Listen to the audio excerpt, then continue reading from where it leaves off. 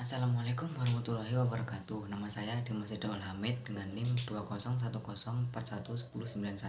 Saya dari Universitas Muhammadiyah Jember dari Fakultas Ekonomi dan Bisnis Prodi Manajemen kelas C. Di sini saya akan menjelaskan tentang pengembangan sistem informasi pada e-commerce. Yang pertama, saya akan menjelaskan tentang sistem informasi. Sistem informasi adalah suatu sistem yang menyediakan informasi untuk manajemen dalam mengambil keputusan dan juga dalam menjaga operasional perusahaan, di mana kombinasi dari teknologi informasi dan aktivitas orang-orang menggunakan teknologi itu untuk mendukung operasi dan manajemen. Dalam artian yang sangat luas, istilah sistem informasi yang sering digunakan merujuk kepada interaksi antara orang-orang dan prosedur-prosedur yang terorganisasi. Yang selanjutnya saya akan menjelaskan tentang pengembangan sistem. Pengembangan sistem ialah penyusunan suatu sistem yang baru untuk menggantikan sistem yang lama secara keseluruhan atau memperbaiki sistem yang telah ada. Mengapa harus diperlukan pengembangan sistem? Yang pertama, adanya masalah seperti ketidakberesan dan adanya pertumbuhan organisasi. Yang kedua, opportunity untuk meraih kesempatan. Yang ketiga, direktif, adanya instruksi dari pemimpin dan pemerintah.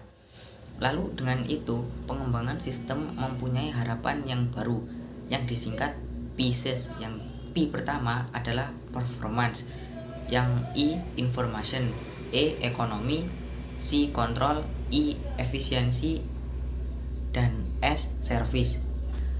Shopee ini merupakan wadah belanja online yang fokus pada platform mobile sehingga orang-orang mudah mencari, berbelanja, dan berjualan langsung di ponselnya. Shopee berdiri setelah diluncurkan secara terbatas pada awal 2015 di kawasan Asia Tenggara, termasuk Singapura, Malaysia, Thailand, Vietnam, Filipina, dan Taiwan. Platform ini menawarkan berbagai macam produk, dilengkapi dengan metode pembayaran yang aman, layanan pengiriman yang terintegrasi, dan fitur sosial yang inovatif untuk menjadikan jual beli menjadi lebih menyenangkan, aman, dan praktis.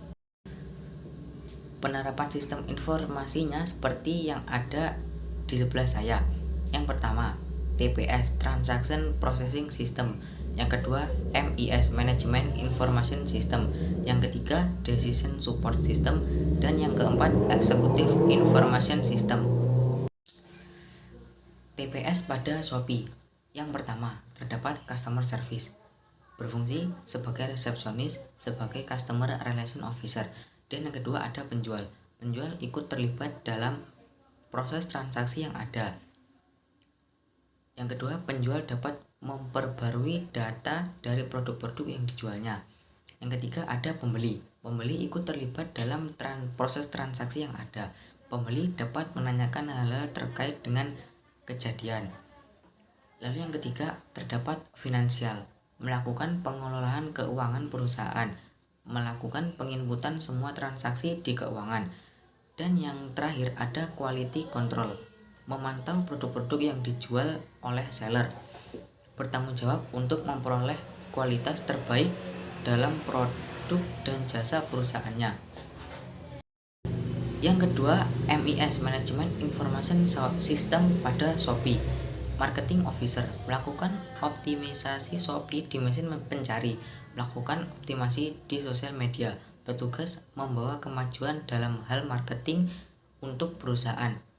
Yang ketiga, DSS Decision Support System pada Shopee. Terdapat Chief Marketing Officer, pemimpin dari Marketing Officer, bertugas membuat keputusan atau kebijakan untuk kemajuan di bidang marketing perusahaan.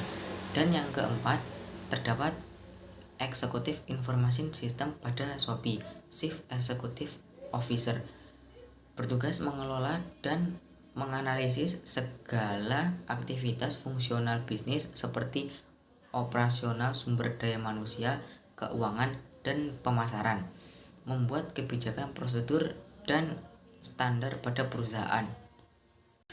Pengembangan sistem informasi pada Shopee. Shopee Indonesia dalam ini mengupayakan kepuasan dan kepraktisan pelanggan dalam pemesanan serta pembayaran, dikarenakan pihak perusahaan telah bekerja sama dengan berbagai platform pembayaran digital dan bank, serta bekerja sama juga dengan platform jasa pengiriman kepada pelanggan dalam berbagai daerah.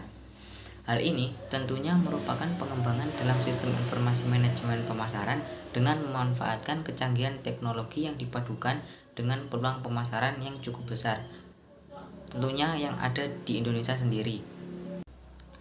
Pada awal Februari 2016, Shopee mulai bekerja sama dengan berbagai jasa pengiriman yang ada di Indonesia, antara lain misal JNT, JNE, Pos, Tiki, ID Express, Sesi Cepat, Grab, Gojek, dan lain sebagainya.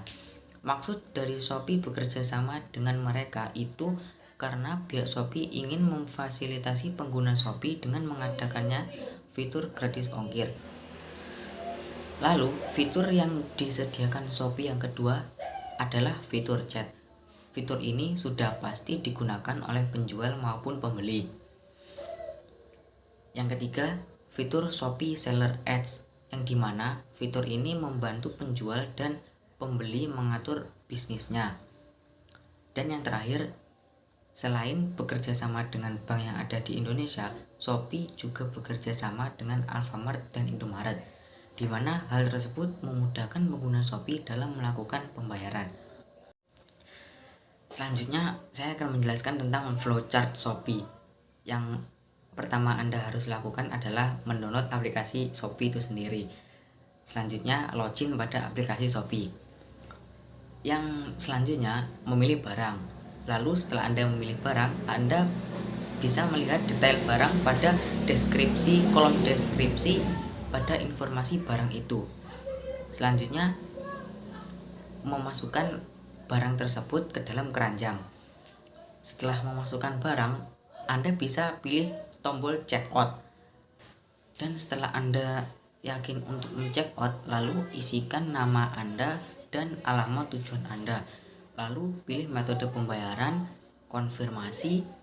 Setelah itu selesai dan Anda tinggal menunggu barang dikemas oleh penjual, lalu barang dikirimkan oleh penjual dan selesai nyampe rumah Anda.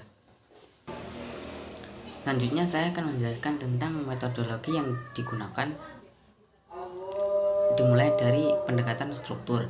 Shopee menerapkan strategi sistem informasi marketing melalui 3 tahapan yang disebut life cycle. Tahapan-tahapannya sebagai berikut. Yang pertama, acquire, sama dengan memperoleh. Enhance, dalam artian menambah, dan retain, menahan. Jika dipandang dari teknologi yang akan digunakan, pendekatannya adalah pendekatan berkembang, menerapkan teknologi canggih hanya untuk aplikasi-aplikasi yang memerlukannya saja pada saat itu dan hanya akan dikembangkan pada periode berikutnya dan disesuaikan dengan kebutuhan. Sekian dari saya. Wassalamualaikum warahmatullahi wabarakatuh.